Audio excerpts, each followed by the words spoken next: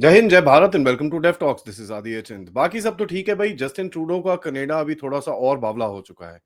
इनकी मीडिया के अंदर और इनकी सिक्योरिटी एजेंसीज की तरफ से काफी हद तक कुछ ना कुछ स्टेटमेंट्स आने शुरू हो गए हैं, जहां पर इनके इनके हिसाब से नरेंद्र मोदी जी जो हमारे प्रधानमंत्री हैं वो कहते हैं कि उनको भी पता था, जो निज्जर को ठोका गया उनको भी पता था ये चीज। तो चलिए देखते हैं, बात करें इसके बारे में, ये क्या स्टेटमेंट्स देने देने की कोशिश कर रहे हैं और क्या क्या इन्होंने अपनी मीडिया में डाला है, और उसके बाद भारत का क्या रिएक्शन आया है। इसको थोड़ा सा देखते हैं और थोड़ा सा डिबंकिंग करते हैं इसकी। अब एक अननोन ऑफिशियल है जो अपना स्टेटमेंट दे रहा है, ऑब्वियसली अनोनिमिटी पे। ये तो देखिए, अब कनाडा वाले इतने चैंपियन है, किसी को भी मतलब रास्ते में पकड़ के उसका स्टेटमेंट ले लेते हैं और बोलते हैं भैया unknown official, and he speaking to us on the condition of anonymity. मतलब एकदम ही वो ऐसे बात कर रहा है आपसे, बिना मेरे मेरे मेरे बारे में कुछ मत बोलना यार, हालत खराब हो जाएगी मेरी, मैं कुछ नहीं बोल सकता, बट अनऑफिशियली मैं आपको ये चीज बता रहा हूँ। और यहां पर बोला जाता है कि इस ऑफिशियल ने बोला कि भाई कनेडियन और अमेरिकन इंटेलिजेंस ने बड़ा क्लियरली दोनों साथ में मिला के अमित शाह के ऊपर पहले तो निशाना लगाया कि साहब ये जो भी असैसिनेशन ऑपरेशन चल रहे हैं ये सब उनका काम है।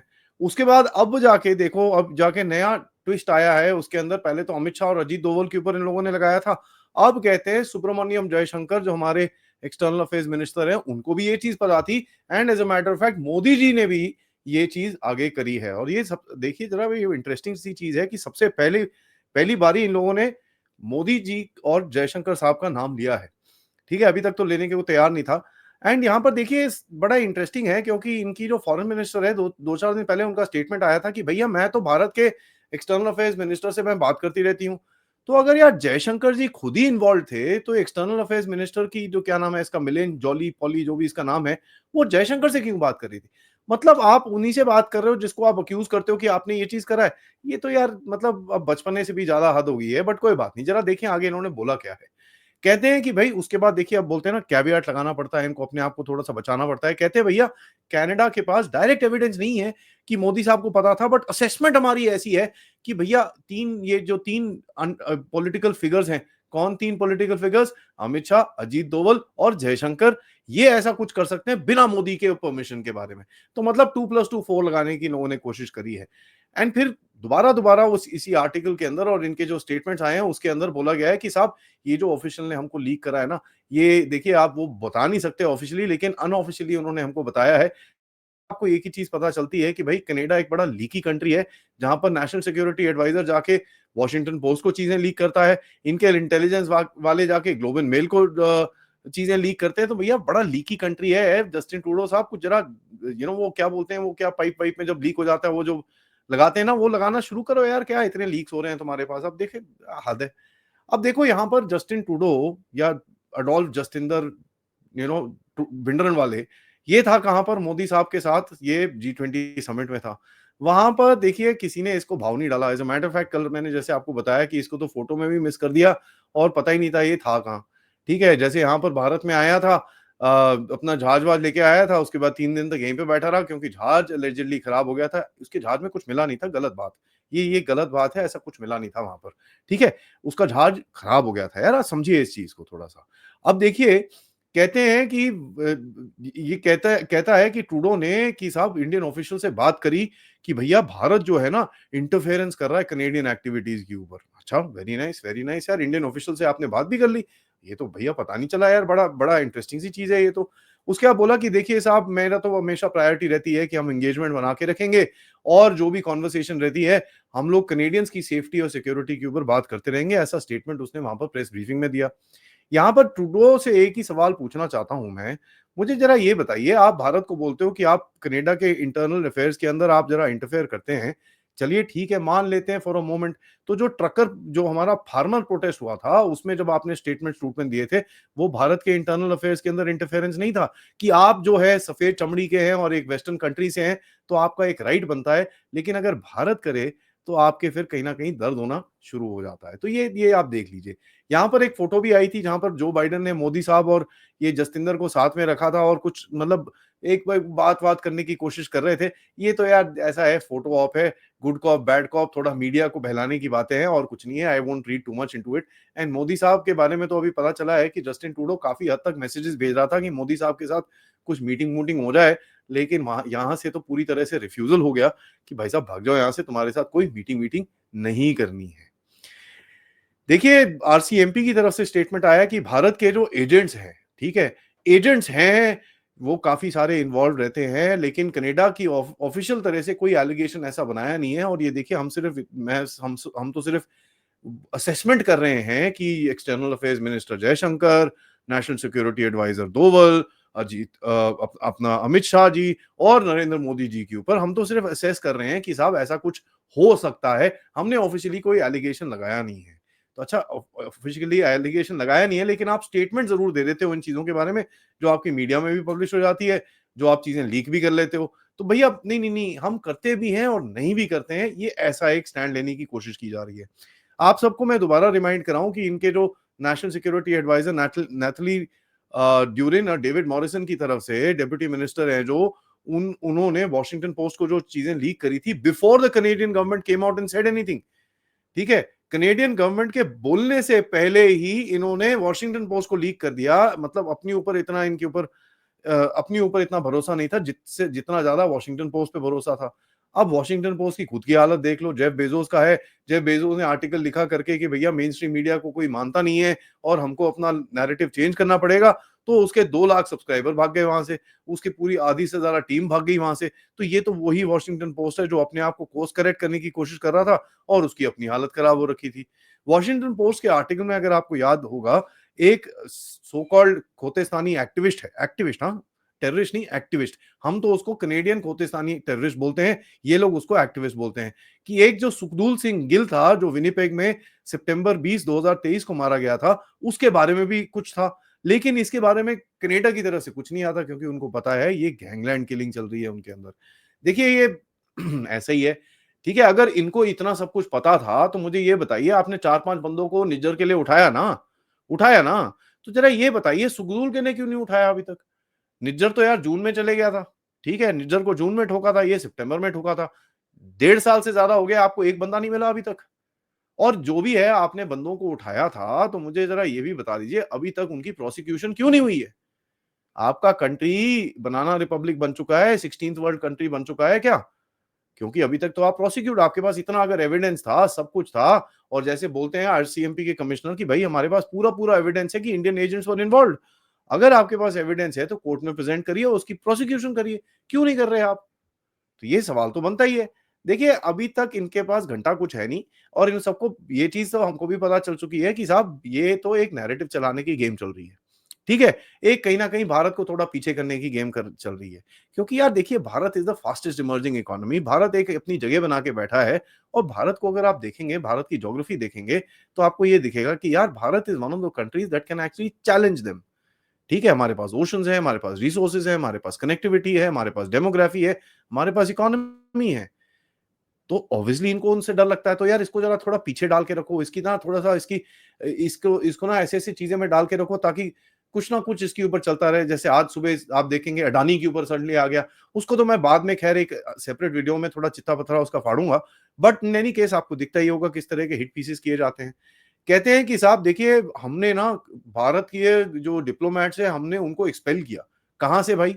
और ये तो टाइम स्टैम्प से पहले भी प्रूव हो चुका है, हमारी एमईए ने बोल दिया है, काफ़ी इंटरनेशनल मीडिया ने भी बात कर ली है कि साहब भारत के किसी भी बंदों को एक्सपेल नहीं किया गया। भारत ने अपने लोगों को वापस बुलाया, उसके बाद कनाडा ने अपना स्टेटमेंट निकाला कि हम इनको एक्सपेल कर रहे हैं।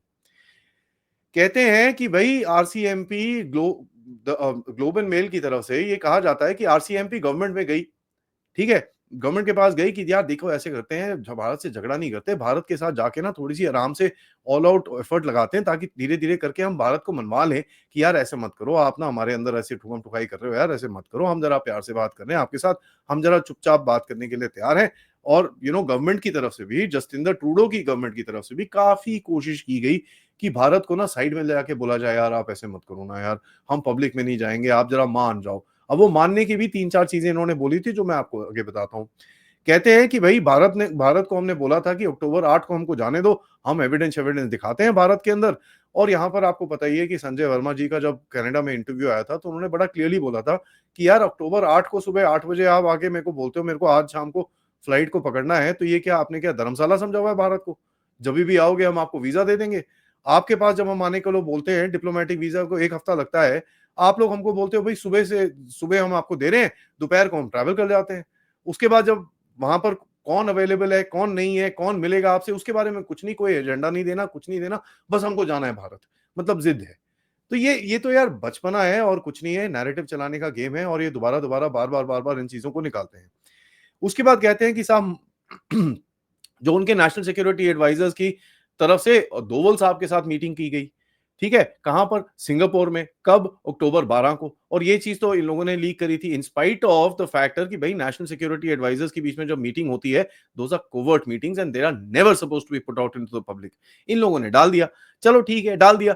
लेकिन ये भी फनी चीज़ है। पहले तो डोवल साहब पे इल्ज़ाम लगाते हो कि तुम ये सब ठुकम-ठुकाई करा रहे हो। उसके बाद जाके उसी को मिलते हो और बोलते हो कि भैया ये एविडेंस है।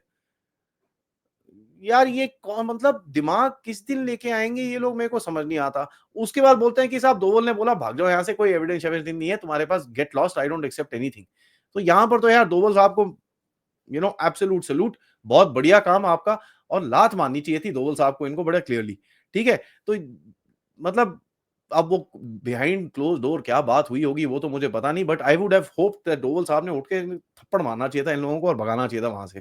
ठीक है? और यहाँ पर देखिए मैंने जैसे पहले बताया कि भई नहीं, हम तो यार प्यार से बात करना चाहते हैं, हम तो बिल्कुल भी भारत के साथ एंटागनिज़्म नहीं करना चाहते हैं, हमको अपना अच्छा रिलेशन रखना है। कौन-सा रिलेशन साहब एक टेररिस्ट कंट्री के साथ कौन रिलेशन रखता है? ठीक है? आप टेररिस्ट के साथ बैठ के टेररिज़्म की थोड़ी बात कर सकते हो, ये तो टेररिस्ट है और इतने गैंग्स हैं वहाँ पर, इतने इनके वहाँ पर ड्रग डीलर्स हैं और ये सब हैं, उनको तुम सँभाल के बैठे हुए हो। तो अगर सँभाल के बैठे हो तो रखो यार भारत को आपसे कोई बात ही नहीं करनी। आपने लोगों को अरेस्ट करा, आप उसको प्रोसिक्यूट करो, कोई प्रॉब्लम नहीं है भारत को। और वैसे भी हमको पता है वो वहाँ पर फेक वीज़ा पे गए हुए हैं, उठा के डाला तो हुआ है जेल में, उसको सेंटेंस दो, खत्म करो। क्यों अभी तक 1 साल तक उसको लगा के बैठा हुआ है? एक डेट नहीं आई अभी कोर्ट की। और ये नाच इसकी ये निखिल गुप्ता की भी कौन-सी डेट आई कोर्ट की? ये बेसिकली एक नैरेटिव बनाने की कोशिश की जा रही है कि साहब भारत ना ये ऐसे-ऐसे काम कर रहा है। यार मेरे को एक चीज़ बताओ, अगर तुम लोगों को भारत के साथ बात करनी थी तो ये लीकी-पीकी क्यों कर रहे थे? वॉशिंगटन पोस्ट को हम ये लीक कर देते हैं, हम वो लीक कर देते हैं। जस्टिन ट्रूडो अगर इधर आया था बात करने के लिए तो ढंग से बात करे। ठीक है? अब ढंग से उसको तो इंसान तो है ही नहीं, उसको ढंग से क्या बात करना आएगा? तो ऑब्वियसली इनके दिमाग में एक वो गेम है कि भैया हम किसी न किसी तरह भारत को ज़रा नीचा दिखाएँ और ये जो ये मीडिया नैरेटिव बना-बनू के कुछ न कुछ गेम खेलते रहें। ठीक है? उसके बाद देखिए बोलते हैं और ये जो पहले भी आया था कि भई भारत से हमने रिक्वेस्ट करा था कि डिप्लोमैटिक इम्यूनिटी जो है अपने 6 डिप्लोमैट्स की वो कर लीजिए और ये तो जस्टिन ट्रूडो के मुँह से निकला था कि अगर हमसे कनाडा से भी माँगा जाता, हम भी नहीं मानते इसको, तो भारत को कैसे मानने के लिए बोल रहे हो? क्यों? क्योंकि भारत एक बुरा देश है। ये तो रेसिज़्म से भी ऊपर ऊपर है और ये तो ओपन एंडेड रेसिज़्म है कि भैया हमको अगर कोई बोलता अपने डिप्लोमैट्स का क्या नाम है डिप्लोमैटिक इम्यूनिटी को अगर आप हटा दीजिए, वो हम नहीं मानते लेकिन हम भारत को बोल रहे थे, भारत को मानना चाहिए था और एक ये ऑफ रैम्प दे रहे थे भारत को। कितनी अच्छी बात है, कितनी अच्छी बात है। और कहते हैं भई ऑफ रैम्प पे हमने कुछ प्रपोज़ल दिए थे। प्रपोज़ल क्या थे कि भई आप वॉलंटरीली इन लोगों को विथड्रॉ कर लीजिए। ठीक है? अब वॉलंटरीली विथड्रॉ कर लीजिए अगर भारत विथड्रॉ कर लेता और ये लोग अगर ये एक्सपल्शन की बात नहीं करते, तो ये गधे इतने हैं, इनको ये नैरेटिव पूरा हाथ में भारत ने दिया था कि भैया चलो ठीक है तुम चला लो अपना नैरेटिव, हम विथड्रॉ कर रहे हैं इन लोगों को। ये लोग चुपचाप नैरेटिव चला देते, हाँ जी भाई देखो हमने तो बोला इनके ऊपर हमने इल्ज़ाम लगाया और देखो भारत ने विथड्रॉ कर लिया। अब इतनी अकल तो है नहीं जस्टिन ट्रूडो के अंदर, अगर इतनी अकल होती तो ऐसे काम करता नहीं। ठीक है? उसके बाद बोलते हैं भाई तीसरा प्रपोज़ल क्या था कि हम ना दोनों कंट्रीज़ ना एक हाई लेवल कमिटी लगाएँगे और हाई लेवल कमिटी बैठ के दोनों साथ में काम करेगी और एंड फॉरेन इंटरफेरेंस करेगी कनाडा में। तो भाई साहब कनाडा में तो फॉरेन इंटरफेरेंस ठीक है, लेकिन जो तुम्हारा प्रधानमंत्री हमारे अफेयर्स के अंदर बकवास करता रहता है, उसके बारे में क्या? तो भैया ये देखिए अब ऐसा है कि ये सोचते हैं कि भई भारत वो ना पुराना देश है 80 70-80 के दशक वाला, जहाँ पर ना कुछ आप कुछ भी बोलते रहो, भारत चुपचाप मान जाएगा। देखिए अभी ये विक्टिम कार्ड दिखाने का चक्कर है।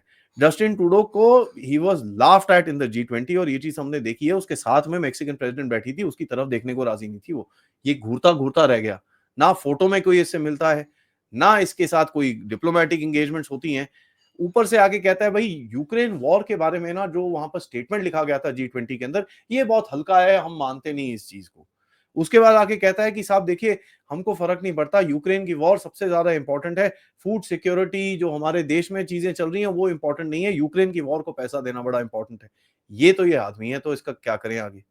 ठीक है? This is a cover up and this is a try to gain sympathy victim card दिखाने के लिए। It is stupid at best. यहाँ पर भारत का एक जवाब आया। नॉर्मली भारत ना ये मीडिया रिपोर्ट्स में बोलता नहीं है। ठीक है? रणधीर जायसवाल साहब ने बोला कि भैया हम नॉर्मली मीडिया रिपोर्ट्स पे कवर कुछ बोलते नहीं है, लेकिन ऐसी ये जो बेवकूफ़ी है और ये जो न्यूज़पेपर को जाके कुछ भी आप छाप देते हो, this needs to be dismissed with contempt that they deserve. Smear campaign चला रहे हो आप लोगों के ऊपर, आप लोगों को बेइज़्ज़ती करने की कोशिश कर रहे हो और कुछ नहीं है। वैसे भी यार आपकी और हमारी जो दोस्ती है, जो भी क्या मतलब टाइज़ हैं, वो कचरे के डिब्बे के अंदर है। अब आपको उसको गार्बेज ग्रेटर में डालना है, तो वो आपका चॉइस है, हमारा चॉइस नहीं है। ये आपके ऊपर है। तो ऐसा स्टेटमेंट भारत से भी आ गया। तो लात अभी अच्छे से पड़ चुकी है। मज़ा आएगा ये देखने के लिए और आज रात को भी मैं आपको दिखाऊँगा किस तरह से गहरे राज्य के गेम्स अभी धीरे-धीरे करके खुल रहे हैं और कहीं न कहीं जाते-जाते ऐसी-ऐसी आग लगाना चाहते हैं वो, तो किस तरह से भारत इसको खेलेगा और किस तरह से हमको देखना चाहिए। तो आज रात को उसके बारे में बात करेंगे, लेकिन दोपहर में हम बात करेंगे अनुपम के सिंह जी से, जिससे हम बात करेंगे भई झारखंड में जो ऑन ग्राउंड नैरेटिव है, उसका क्या गेम है? तो उसके बारे में ये शो मैं एक डालूँगा, तो ज़रा आप इन दोनों शो को ज़रा ध्यान से देखिएगा। अभी थोड़ी देर में आपके पास एक और शो आएगा, जहाँ पर मैं एक आपको अपडेट दूँगा कि भई इमरान खान को मैंने सुना है बेल-बूल हो गई है और कुछ कोर्ट्स बोल रहे हैं भैया इसको छोड़ दो। वो सब तो चलो ठीक है मैं बता दूँ, लेकिन पीओजेके के अंदर जो लगी है ज़ोर से आग, अब आएगा मज़ा। उसको भी ये अपडेट को ज़रूर देखिएगा। इस वीडियो को लाइक करिए, सब्सक्राइब करिए चैनल को अगर आपने नहीं करा है and most importantly share this with your friends and families end of course yes आप इस चैनल की तरफ कंट्रीब्यूट कर सकते हैं यूजिंग द क्यूआर कोड या फिर पेपैल या फिर सुपर स्टिकर, सुपर चैट्स। थोड़ी देर में मिलते हैं। जय हिंद, जय भारत।